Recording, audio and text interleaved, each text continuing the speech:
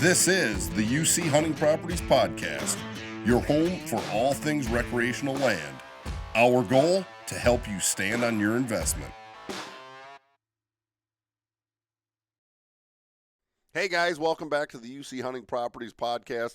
Special guest with us today, Mr. Ron Kirby. He's kind of legend in the real estate world. If you're in Southern Kentucky, we'll bring Ron on here in just a second. Just a quick recap, Ron was the lucky winner. We pulled his name out of the hat for the Trophy Mule Deer hunt we're going to take him on here in September.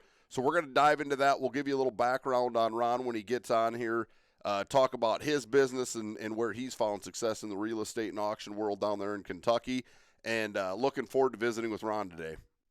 Mr. Kirby, without further ado, we welcome you to the UC Hunting Properties Podcast, buddy. Man, it's nice to be here. Thank you, Kurt, for having me. And most importantly, thanks for drawing my name out of the hat. Yeah, I know. And that was awesome. I thought the crew you brought to convention with you run with a motley crew, Chris and Jeff and the boys.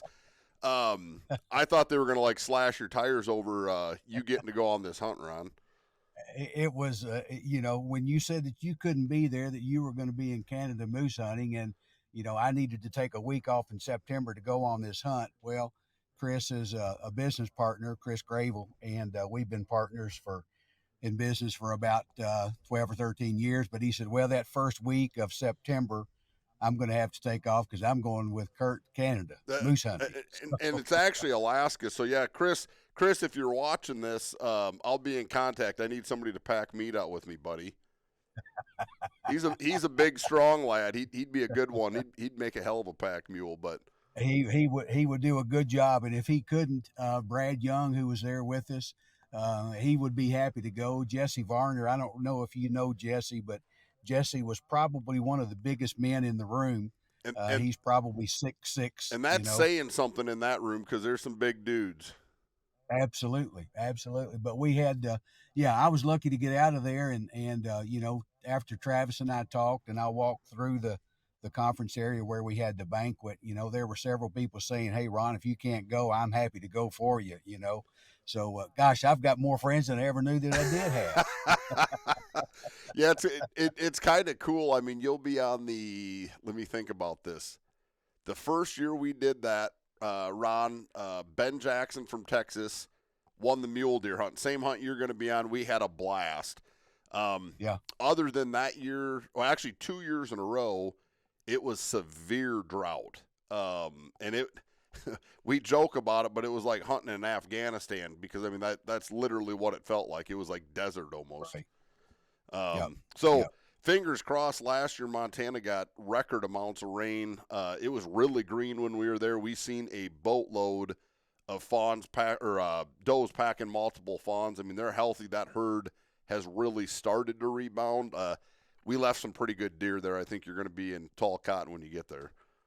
Well, that's good. Yeah, the picture that I've shared with everybody, you said was a 190, and then when I looked at Harris's hunt, 170s, 180s, but I mean, there's nothing wrong with a 190. So, hey, if it's meant to be, it'll be, right? That's just it. I mean, you can't kill one if you ain't hunting somewhere that grows them, right? So that's right. Well, that's right, and you sure can't kill them if you don't spend the time and the money to go. And again, thank you and UC Hunting Properties for pulling my name out of the hat of, what'd you say, 410 or 15 people. So yeah, I think. Don't hold me to this, Ron, but we were just under 500 members as of auction night or the banquet night when we put the names in the hat. We've now bumped over 500 members post convention, so we're on a pretty good run. Absolutely. Well, you all are doing good things, and we are happy to be part of course, United Country Real Estate, but more importantly, to be a part of the hunting group as well. And Realtree, thanks for that new name, that new merger, that new powered by, and all the things that you and Travis and your all's teams are doing are going to make a big difference to us and our clients, and our buyers. Well, we appreciate you saying that, Ron. I mean, clearly we're super excited. You and your team have been loyalists to both programs in the past, and now with them merging together, Uh, we're looking at it the same way all the affiliates are. We just think this brings more strength, more bandwidth, continuity, whatever word you want to throw at it. But um, Ron, I do want to dive in a little bit and kind of introduce you to the bigger, the bigger group. It seems like, uh, a lot of us only get to catch up one time a year, and that's typically around convention. And it's always fun to see everybody. But, one thing we want to do on the podcast consistently is put a name and a face together to agents that maybe can't make the convention every year, maybe haven't done business in Kentucky or don't know you and your team. Ron, you have a boatload of credentials behind you and your career. I'm going to start it like this. I mean, Ron is the owner, partner, and broker or principal broker of Heartland Realty and Auction. I believe it's headquartered out of Bowling Green, Kentucky, correct? Correct. Yes, that's correct. And then you guys have 3 offices? We've got 2 others, one in Franklin, Kentucky, which is where I grew up, which is just 30 miles, 20 miles south of Bowling Green, and then another one up in Brownsville, which is the next county north of where we are in Bowling Green, Warren County. Sure, sure. Okay, perfect. Ron, I know 2 things jumped out at me too. I took a peek at your bio on our website this morning. Ron is one of just a handful of ALC credentialed realtors in the state of Kentucky. That's a huge accomplishment. I had to mention Thank that, you. Ron, because I think that by default puts you in a whole different league. On top of that, I don't know if you're still the commissioner or if you were the commissioner, but Ron is or was the commissioner of the Kentucky Board of Auctioneers. So kind of the top Well, gun. it, yeah, well, that's an appointment made by the governor, but that is given. My name is given to the governor by our Kentucky Auctioneer Association, the members of that association. So I have been fortunate to serve, in that capacity for 6 years, and have been the commissioner, and just stepped down as commissioner just last month, and then was reappointed just this earlier this week by the governor to serve another 3-year term on that. So it's a giving back thing, Kurt, that I've always enjoyed, and again, I appreciate the trust that the members of our auctioneer association have in me and what we're doing. And it's been tough, with COVID, and of course, I don't want to get into politics, but there's been a lot of change in Kentucky throughout our real estate commission, our auctioneers commission, and there's been some consolidations, and those things haven't worked as designed. But there's been some growing pains, but things are doing better. So it's again, I'm proud to serve on that, and having obtained my ALC. I started back in 2018 on that, and had back surgery, so that allowed me a little bit of time to spend more time in the classroom, via Zooms and so forth. So then we got busy, and I just kind of put it in the back burner. And then a couple of years ago, I said, it's time to finish this and go on and get it. So I got it in, I think, in 20, about the middle part of 22. And I think there's only 3 of us in the state at this point in time that do have that accreditation, and there is only 2 of us that are practicing. One lives up in Louisville, Kentucky, and then I'm in Bowling Green. So, it's another designation, and I'm honored to have the ability and the wherewithal in terms of sales and what we do to be able to meet the criteria to have that designation. So it's a good thing. And I just attended the National Land Conference. In March is a busy month for us, so I was up in Louisville, Kentucky for 3 or 4 days up there for that conference the first part of the month, and then of course in Texas there outside of Austin with everybody last week. So March is busy, and we're trying to do deals at home. And I'm out this morning on a property that we're going to be selling at auction. It's land and timber and hunting property, um, and we've got another 200 acres. This is a small tract, 55 acres that we'll sell, and we've got another 200-acre tract that in the same county that we're working on. So we'll be doing some more advertising through the hunting website, and just it's a lot of fun. We've got a good group of guys that work with us, and we have some ladies in the office that do some residential things, and and maybe a little bit of commercial. But we've got a great team, and we've been a member of United Country for many years, and I spent a couple of years and 10 years about in the corporate world in the auction industry. That's about all I've ever done.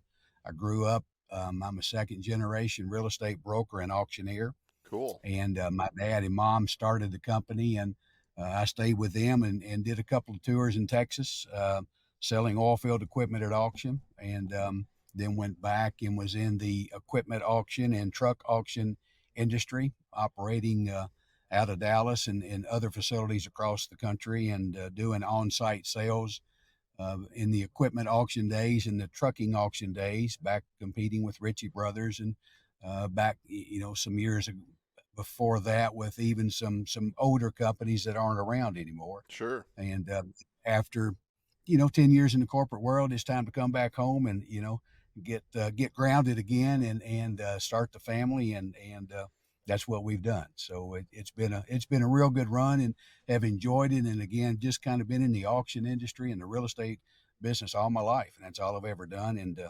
I just enjoy every day. It's not work. Well, Like and today, it's like the old you know, saying, right? Love what you do, and you'll never go to work again, right? Like it's just it's absolutely. your lifestyle. It's the lifestyle, and you get out and it's a beautiful day today. And I've been out before we got on this to take some pictures of this property. We've just had a dozer come in and do some cleanup, and it's an old sawmill, and it's got some timber. It's 55 acres, and we've got it in 6 different tracks. So, there's a possibility that somebody will come back in here and open up a sawmill. It's in a rural community. I mean, we're in the rural lifestyle properties. We're Absolutely. this particular property is south of Columbia, Kentucky, and north of Burkesville, Kentucky. And then after this appointment, then I've got one in Campbellsville on another property Wow, up there.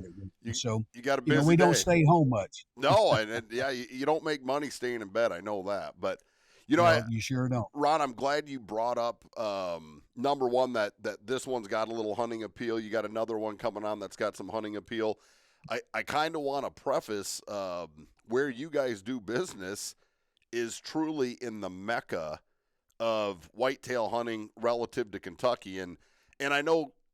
I guess I'll say it like this. I mean, Kentucky, as of late, for sure, is in almost every big buck conversation as far as destination hunts. If you're an out-of-stater, where do you go to find the big deer? And 2 years ago, I would have called Kentucky kind of a sleeper state, but yet it was cranking out some giants.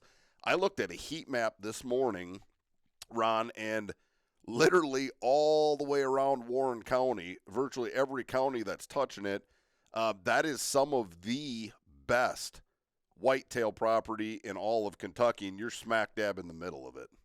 We are right in the middle of it, and it's funny how things evolve. Butler County, which is just a little bit north and west of us, the next county up, was the place that everyone would come to, whether they're in Georgia and Alabama and Florida. They're always looking for places to come hunt, and even those up in the Northeast. That was where they wanted to be, and they still do. And when we sell property over there, and unfortunately, we don't get as many of those properties as we once did. There's so much competition out here from the hunters, looking to lease land, and we don't lease land, we sell land. But they may find somebody that's willing to lease it, and that works for them. Yep.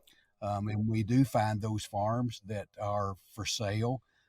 Gosh, the guys that are out leasing, might be one doorstep ahead of us. Sure. So it's a competitive market. It's like we got a phone call yesterday from a guy that wants to buy some land that we have, and he made an offer on it, and it was a low offer, and this guy is he's a trader, and we all deal with traders, and we've got to have them. We love them, but gosh, they're out competing for the same thing we're competing for. Sure.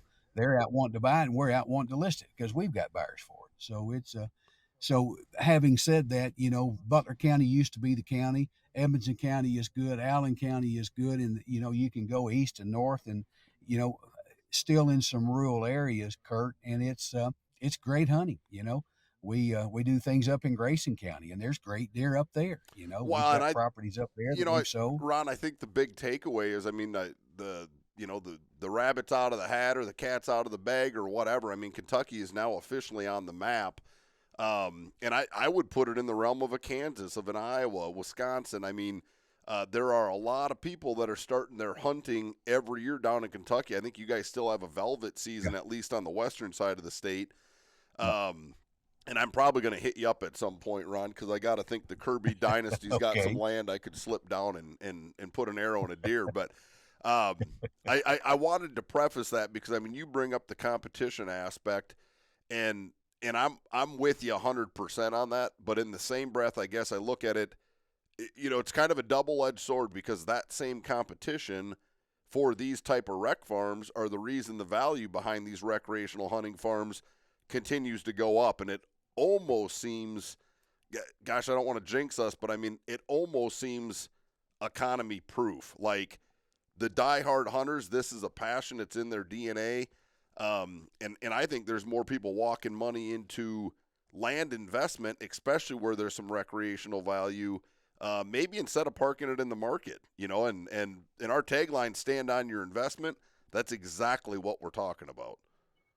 I think you're right on, Kurt, and I could not agree with you more. It's we get the calls, and the guys are coming, and they want it, and we did an appraisal yesterday on some property that some people want us to sell, and Chris and I looked at each other like, gosh, I mean, who would have thought in that area those values would be that? And that's kind of the value that we threw out to one another, and it wasn't a cropland value, Right. and it wasn't, I mean, gosh, land is changing so much. We used to have definite pasture values, definite recreational values, definitely cropland values. Then you get into development and commercial and industrial and all those different aspects.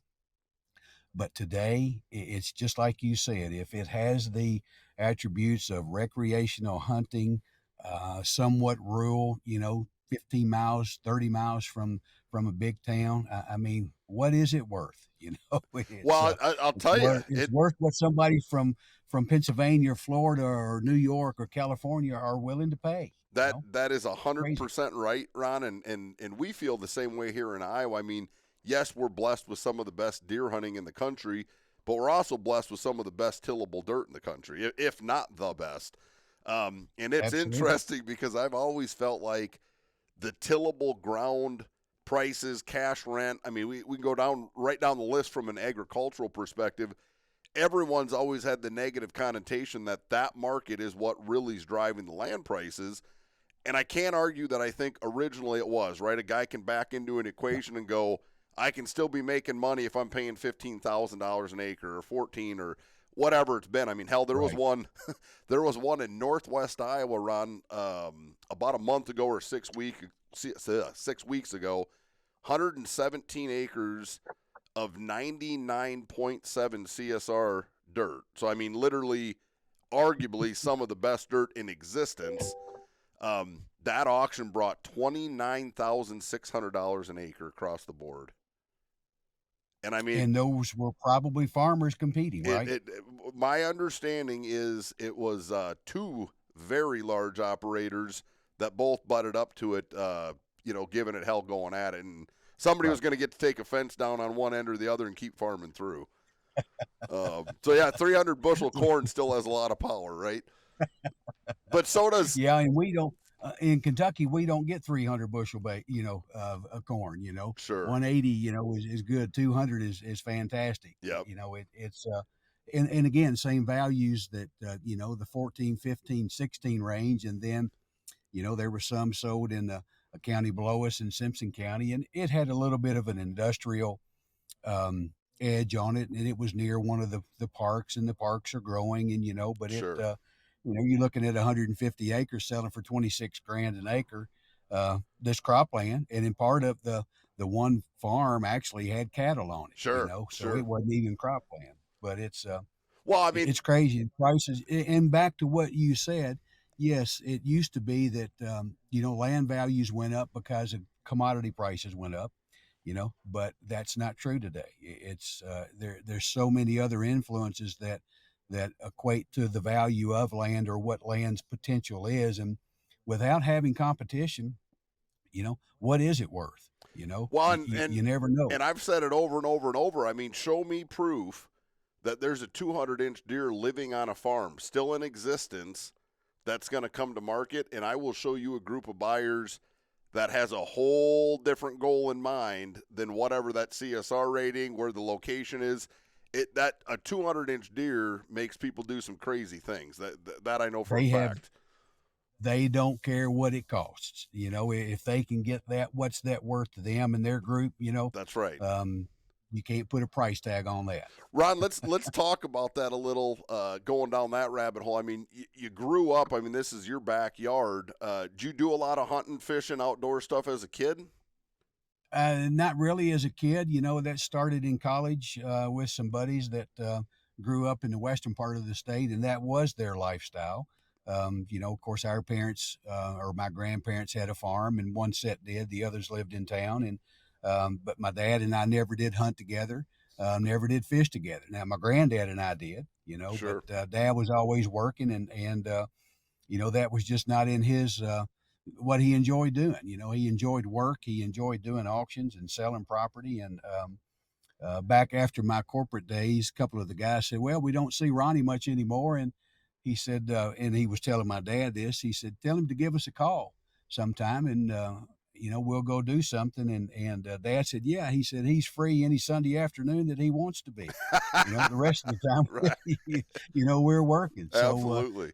growing up like that, Dad's only fun thing to do. He brought an airplane, bought it at auction that he did, and or I helped him do, and that's how he got his private license, and then flew, and then we used it to fly like we use drones today. Sure. Dad had a 172, and that's what we took around and flew farms with. So, gosh, things have really changed, So since those you days. you guys would have been way advanced if you're popping in the old Cessna 172 and zipping around and taking pictures. Boy, you guys were probably the big show in Absolutely. town. Yeah.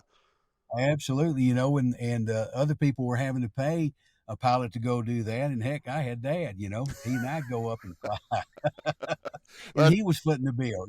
that's He even was footing the better. bill for That's that. even better. But those are some fun days. But having had that upbringing, it just not everybody is a second or third generation auctioneer, and many guys that are extremely successful started on their own. And kudos to them, and kudos to mom and dad for showing me the way and giving me the opportunity to do what I'm doing and have done. And without them and the training that they gave me, I wouldn't be where I am. Well, and I don't, Ron. So I guess I had a head start. I don't know if there's another industry that's got more legacy businesses in it than real estate or the auction world. I mean, they kind of go hand in hand, but there's a lot of stories. I mean, obviously, our founder, Travis Homley, his dad, Larry, same thing, kind of a legend in his own right up there in Wisconsin, and that was all auction. It Right. all started with auction, and Trav dabbled into real estate. But you got a cool background. I was going to ask you, Ron, have you done any hunting in the western United States? Have you been out chasing mule deer or elk before? No, I have not. The furthest west I have been hunting was up in Canada, when back in our goose days, and we would start in Canada and go to South Texas hunting ducks and geese. But Sure. never went out west. I had an opportunity, in fact, when I was living in Dallas back in the early '90s, to go to New Mexico and go elk hunting. So I had to go get a certification, get my hunter safety. And Yep. and the guy that I was going to go with, something happened and we didn't get to go. So that was the only other opportunity I had.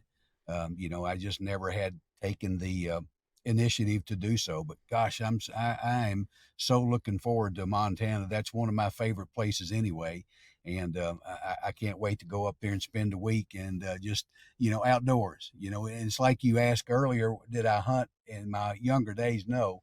So the last 25 years, we've hunted and we fished and we've gone a lot of places and done a lot of things. So I'm catching up, from some things that I don't feel like I missed them. I just feel like it's, now is the opportunity time that I have to do that. The kids are grown and on their own, and I've got a grandson that would just turned 2 last weekend. So in another year, gosh, you can't ever tell. He and I may be in Montana. Well, I'm gonna tell you to do something now, Ron, because I wasn't aware that you had a 2-year-old grandson. But you know what you ought to be doing for him and I don't know if this is What's that? a birthday thing, a Christmas thing, or whatever. You should start putting him in building some points in some of these very, very, very sought after units. So by the time he gets, maybe it's 12, maybe it's 14, maybe it's 16. We'll see how he progresses.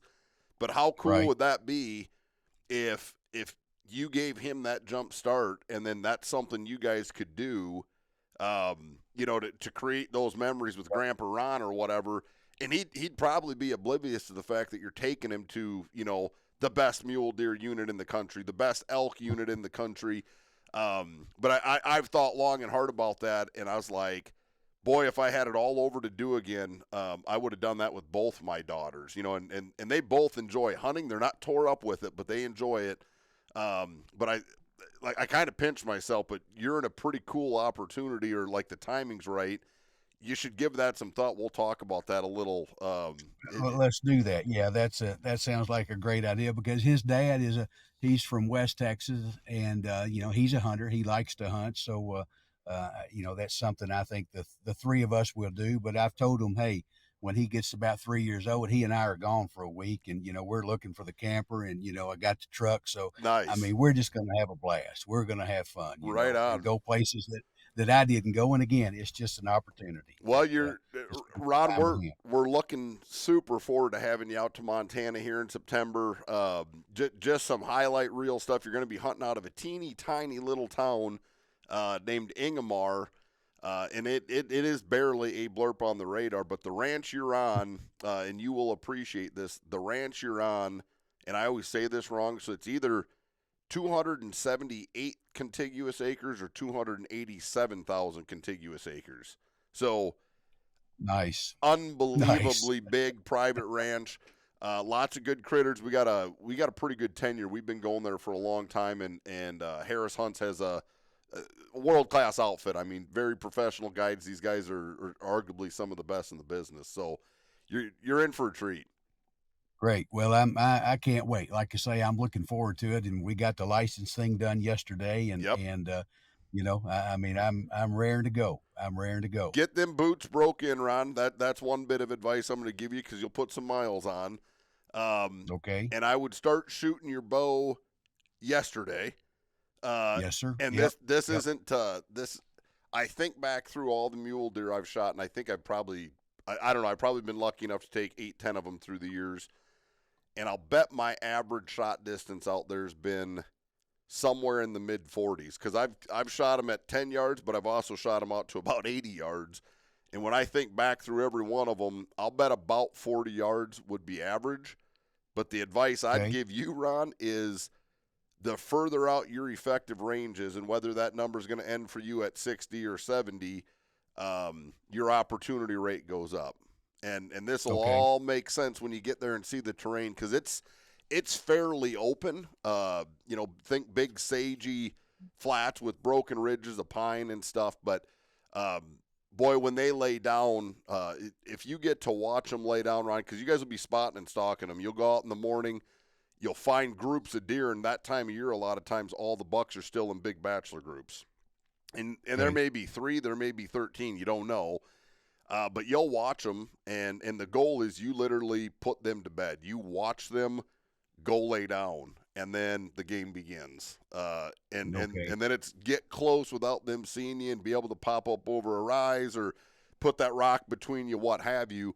And then the patient games begins because you're going to sit there until they stand up naturally to move. And as you know, I mean, as the sun moves, they'll reposition themselves in their bed or move around an object to get back in the shade, and then that's when you put a hole in their That's lungs. when we take the opportunity. You Yep. got it. You Yep. got it. So I was doing a little research, and it said 50, 60 yards. So make that your comfortable shot, and if you get closer, great. A few more yards out, maybe it'll still be a good shot, a Yeah. kill. Nope. And it's very situational because I mean, I would tell you if you were comfortable at 60, that's a great range. But that's still a poke, with archery equipment. Oh yeah, So yeah. whether it ends up being 60, Ron, or you crawl right into one's lap at 10 yards, because it is very possible they're not whitetails. It's a whole different But you're going to have a blast. You're going to be surrounded. Number one, Trav will be out there to kind of play host with you, Ron. But we do have two other agents, UC Hunting Properties guys, going out to hunt with you. They're both big hunters. You guys are going to have a blast. Okay, man, I can't wait. I'm looking forward to it. I wish it was, next weekend or next week. I'm stoked. I'm right there with you, brother. I'm right. I don't want to wish the year away. I want everyone to have a big, long, successful selling season. But in the same breath, boy, every year I can't wait till September's knocking on the door and we get to get after these critters. Absolutely, But absolutely. Well, again, thank you and UC Hunting Properties, man. I mean, just a wonderful trip, and no, it's not for sale. I'm not giving it away. I'll see you in September. no, that sounds good, Rod. We'll do a post hunt podcast with you for Yeah, sure, and hopefully you got some big grip and grin pictures to share with us. So absolutely, absolutely. Will do, will do. all right, Ron, Thanks for having me on, you Kurt. betcha. I very much appreciate it, and you and Travis and the gang. Um, Well, we appreciate you enjoyed and your team as well, Ron, and anybody looking for some of the best or most premium hunting ground in the state of Kentucky. Look these guys up. Again, Heartland Realty and Auction. Ron Kirby's kind of the ringleader down there, but he's got a strong team. They will help you out. Absolutely. Thank you very much, Kurt. I very much appreciate it. Take care, Ron. Okay, you too. Have a good one. Just a second, Ron.